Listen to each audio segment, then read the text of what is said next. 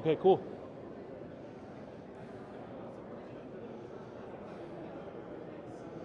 Let's try not to knock this off. All right, this is an interesting audio situation. Can everybody hear me? All right, cool. Great, so I'm talking today on incident response and the tooling behind it. It can be kind of polarizing and confrontational because everybody has their favorite tools. Everybody has things that they've sworn by, and a lot of that is driven by the risks in your organization and what your infrastructure is like and what kind of analytics you need to gather to do effective IR, and really what kind of attacks you're seeing. But there are some parties of people that kind of hold on some traditionalist forensic approaches to IR that really isn't needed these days because they're gathering stuff that they'll never use unless they're prosecuting. So there's it's kind of an interesting a play between function and do I want a pretty forensic report at the end?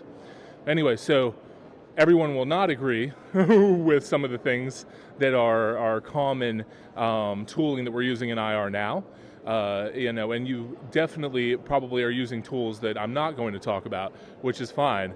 There are thousands of tools, plenty of open source things. You can do everything you could possibly want in an IR with a lot of tools, or you could just buy SentinelOne and use it and probably have an effective outcome. So there's a lot of different ways to skin the cat. I'm a nerd. I have a lot of engineering experience, a lot of sysadmin, networking, cloud admin experience, but the last 5 years have been really deep in incident response on the front lines. We have a dedicated incident response team at Arium, which is where I work, and they are handling between 5 and 10 incidents at any time. So there might be a couple guys working on one incident, might have 40 on another incident. Really depends on the type and scale of the incident. We're getting called in from the insurance channel, and so there are people that we're not actively managing. There are people we've never even heard of, brands that are calling us, and some of them are name brands, are Fortune 500 companies, are very large companies, and we'll get a call to do their IR. And we have no previous log information, no history, no understanding of their infrastructure. We're walking in blind to solve a problem. So, raise your hand if you have defined priorities for your incident response team, or some of you are in incident response. Do you know what the priorities of the business are? If so, raise your hand. Okay. And the reason why this is important is because it's really going to shape your tool selection. In my experience, almost every IR I've been on, the focus has been to minimize business interruption, get the company back up and running so they're making money, minimize bad press, and stop that leakage of their intellectual property and private data of their customers. That's usually the goal.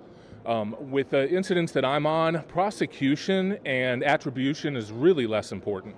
It's usually, most of the time we're getting a call when it's ransomware or some other bad, destructive cyber incident that is kind of a business-ending event, and they're focused on getting up and making money.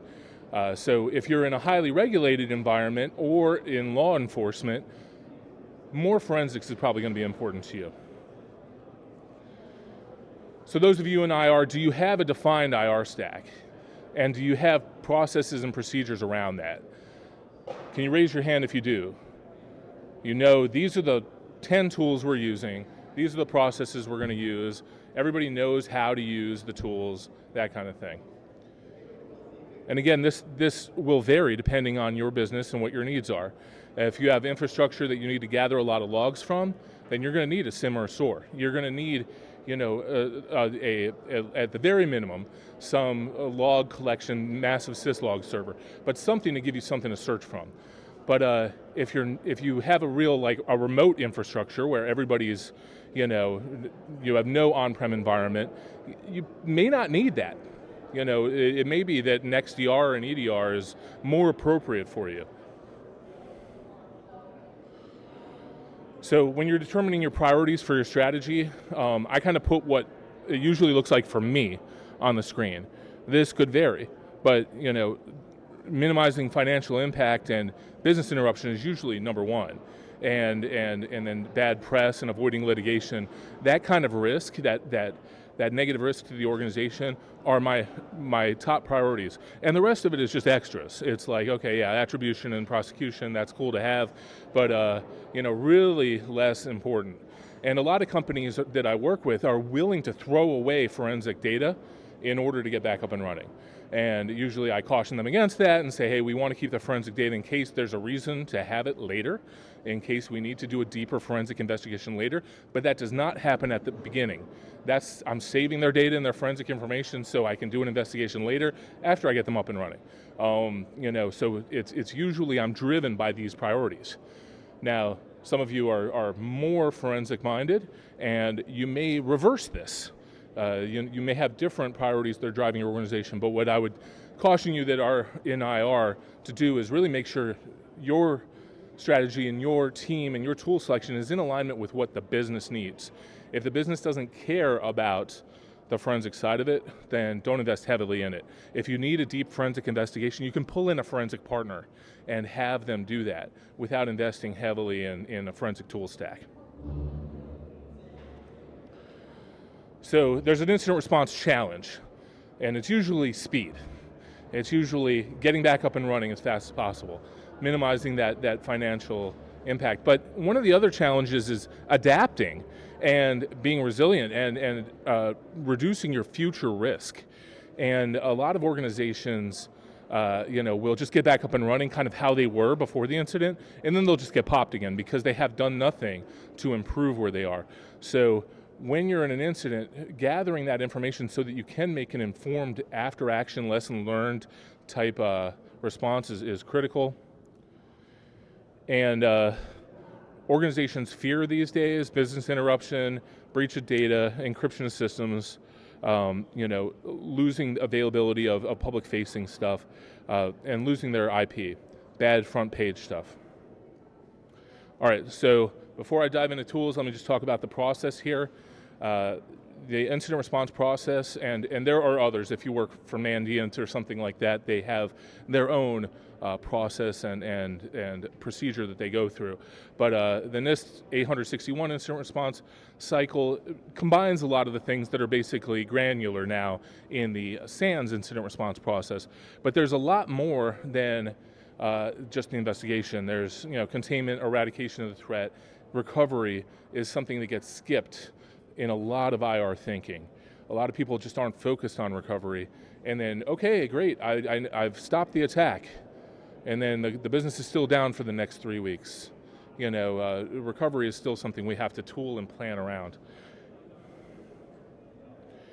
And if you notice that detection analysis and the identification phases of these, that's really your SOC analysts, your SIM, SOAR, XDR products, your threat intelligence, your forensic investigations. That's really where that is. Although obviously SOC analysts are going to be involved in that containment and eradication as well.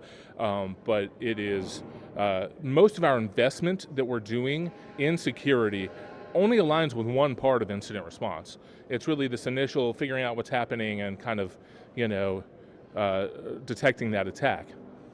So if we look at kind of how the investments go with organizations, usually everybody's spending all their tooling on identify and protect, and then kind of it starts petering off. And that detect, respond, recover is usually a really light investment with organizations. They're like, we have Veeam, we're good to go if there's an incident, and which may be helpful, but it's really, with the frequency of attacks, most organizations are going to be hacked once every 3 years with a significant incident. And the fact that we are underinvesting in the IR side of it is really alarming, considering the front page impact that we're seeing all the time. Everybody can name hacks that are happening right now. Everybody knows about front page incidents that have happened this year with major companies as well as small companies in their own neighborhood. So this is affecting everybody, and the fact that we're not investing in IR capabilities is really kind of alarming. So here's my take on the incident response process, and this is really how we approach it at Arium, is instead of doing it linearly, most of these things happen at once. We'll have somebody working on an investigation figuring out, okay, what are my IOCs? What happened? What's my patient zero? What are the vectors of attack? What persistence mechanisms are in the environment now? What backdoors have they put in? Things like that. That's an investigation that has to happen, but if you're waiting for that investigation to happen before going on with the rest of your process, you're stalling your whole incident, you're stretching out your incident life cycle. I will do, while forensics is doing an investigation, we are focusing on containment of any, as soon as a new IOC is found, as soon as we're understanding really what the TTPs the attacker is using are, and this is developing as we're doing the investigation. As soon as that happens, we're starting to contain on that, and we're starting to put guardrails around that. And then we're starting recovery from day one also. We'll set up a quarantine environment in order to start recovering systems into a safe environment, even before we have a handle on the fire that's happening in the production environment.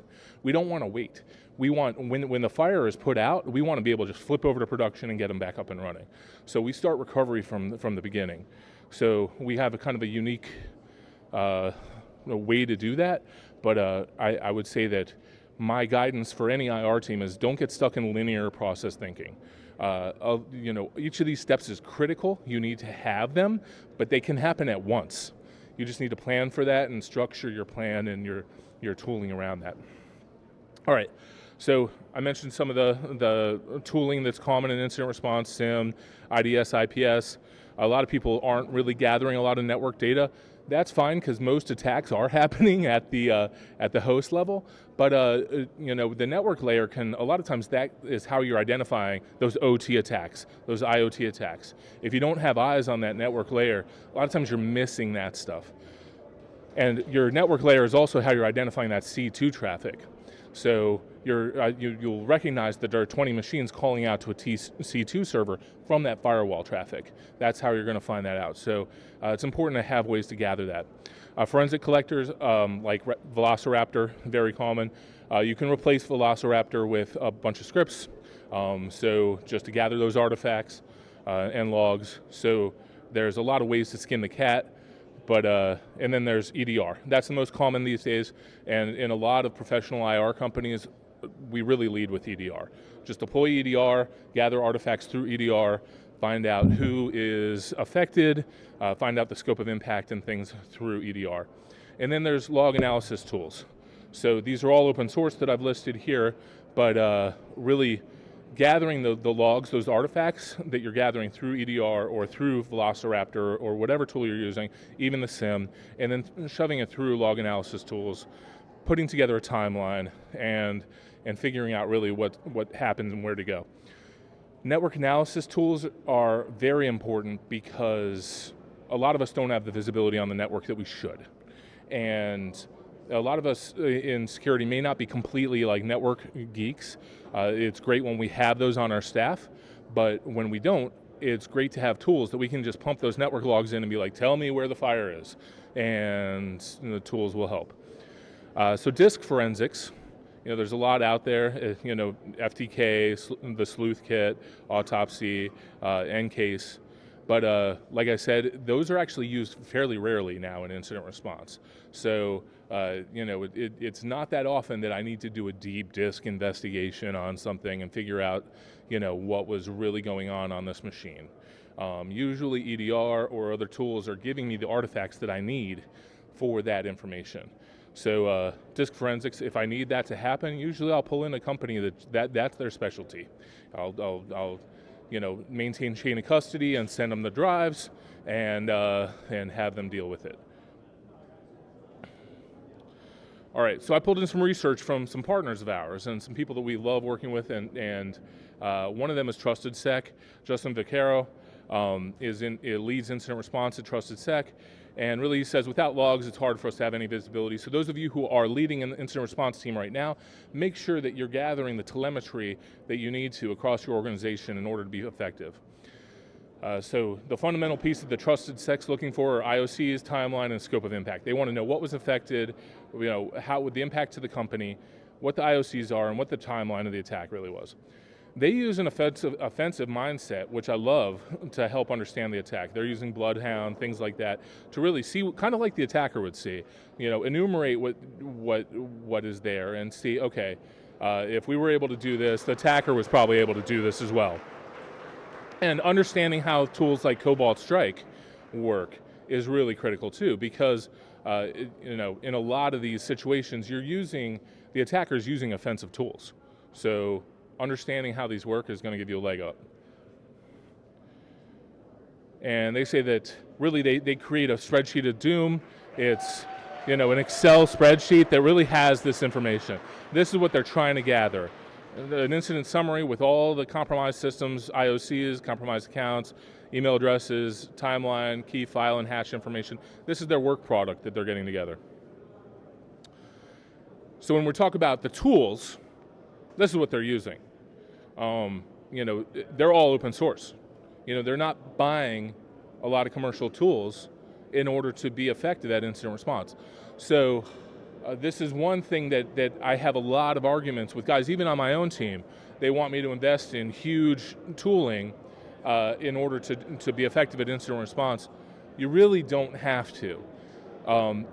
The reason to spend money on commercial off-the-shelf software is for speed to value. It's, okay, I need to be up and running with an effective team now, and I need to automate as much as possible now, and I can't screw around with open source tools. That's when to buy stuff. If you have luxury of time and you have a talented team, play around with some open source tools. I find that even when you have a lot of software investment, you're still using some open source tools to manage specific logs. Let's say you have stuff on all the endpoints, but you're not gathering network stuff. You're going to grab those network logs and then use an open source tool in order to analyze those. Something like Security Onion on those logs. And obviously log collection at scale is important, so using an elastic cluster or as a SIEM or using an enterprise solution like Splunk can really help you with IR. Most of your organizations, because of your SOC, already have something like this in place, but if you don't and you're in an incident, sometimes it makes sense to spin something up last minute. Even if it's just a syslog server, point all your firewalls to it, point your VMware environment to it, etc., and start gathering that information so that in the midst of the incident you can have something to work with.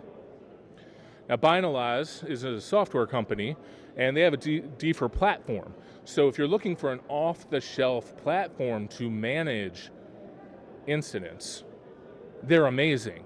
And I would highly recommend using them. They will integrate with your firewall stuff, your SIEM, your EDR, your XDR platforms, and pull all of that in to manage the incident and tell the story of the incident. They'll gather that artifacts, help you, you're able to threat hunt right through it. You're able to be super effective using this platform. It does cost money. So if you're in an environment, working for a company that has a budget for IR and effective tooling, Bsides is something to consider. As far as an off-the-shelf tool that can make you effective. If you have SentinelOne or CrowdStrike and you need something to be able to really analyze the artifacts that it can gather, integrate it with Bsides. Now Jason Rebholz, some of you have seen his stuff on LinkedIn, Teach Me Cyber, he's always posting about. He's the CISO at Corvus Insurance. I met him doing incident response, and he is the co-founder of Mox5, which is an incident response advisory firm. And he recommends using, Bremore lab scripts. So, really open source scripts to gather artifacts and then parse those artifacts with open source tools. He worked in Mandiant, Crypsis, he has a big, rich incident response background, and he leans towards open source rather than paying for tools. He emphasizes that the documentation is actually more important than a lot of the stuff we do on incident response. A lot of us get really deep in the weeds as far as what the threat actor was doing and trying to analyze the malware and stuff, but documenting what you're doing and what changes you're making to the environment can be even more important in the end. You need to make sure there's change management in place, is what he says. Now ThreatLocker, Many of you have probably not heard of ThreatLocker. ThreatLocker is an MSP tool for endpoint security. Really, they sell through MSPs, and they have some amazing functionality, including network control, which basically puts a host firewall, but they have application control, storage control, etc. You're able to lock down a machine with ThreatLocker, and it's very inexpensive. So as soon as I saw ThreatLocker and started using ThreatLocker, I was like, hey, why don't we use this in incident response? ThreatLocker had never thought of that. It wasn't something that, they were just focusing on endpoint security, but not really thinking about an incident response tool. Now I'm effectively able to deploy ThreatLocker and stop any incident in its tracks. It will stop any scripts from executing, PowerShell, any memory resident, any execution, it can stop in its tracks. And then any kind of network telemetry, it's gathering, storage access, it's gathering, and you can stop dead in its tracks any storage access. So being able to use a tool like this for incident response, it's an off-the-shelf commercial tool, and they're delighted that we're using it for incident response. To me, it's a go-to. If you need to stop an incident dead in its tracks, deploy ThreatLocker across all your hosts. You're really effectively, castrating the attacker. They're unable to do anything. Now, the way ThreatLocker's working, they're taking, if you turn on network control in ThreatLocker, they're gathering all these records, they're running everything through VirusTotal. And they're mapping things using their CyberOps platform.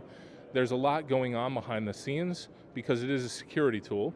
It's not EDR. So EDR is using your behavior to detect whether there's a threat. This doesn't care about your behavior. It is going to stop everything from running unless you purposely allow it to run. So in the midst of an incident, if you just need to get a handle on things and stop things from executing, you're able to use it. If you have the luxury of getting ThreatLocker ahead of time before the incident, they're able to put it in learning mode. So it will create a baseline and then block anything that's outside of that baseline. So it is, really effective in that way. So we use ThreatLocker on all servers and workstations in an incident, but then we'll use Cyngular's Cloud Defer product for cloud resources. And that's super effective. Also, set it up for, join it to your 365 environment, your Azure environment, your GCP environment, your AWS environment. It will gather all the artifacts, and it's live connected, so it's seeing any threat as it's happening. It will, alert you way before you'll get an alert from Azure Security Center or from AWS. So, it is super effective. It's using AI-driven,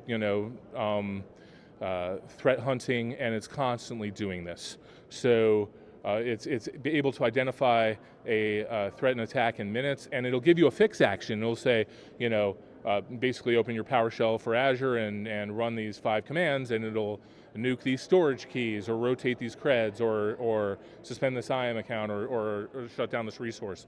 It's giving you these fix actions to use. So these are kind of my off-the-shelf stack. It's ThreatLocker and Cyngular, and it's pretty inexpensive, and it allows me to stop anything in the cloud and anything that is on-prem on hosts and servers. What's missing? Okay, so any tooling you pick, there's some trade-offs. There's stuff missing. I'm missing that network layer with this. When somebody calls and says, hey, we're on fire, I don't know nothing about their organization, I will go in and deploy ThreatLocker and get Cyngular set up. And then I'm starting to worry about network logs, and then I'll start to gather those manually. Hopefully they have a SIM that I can use. If not, then set up a syslog server or something, grab that. But missing from this stack is that network stuff. It's missing the OT and the IoT monitoring. If you have a heavy OT and IoT environment, you're probably going to want to engage Dragos or something like that in order to pull in that right telemetry for that and start watching that.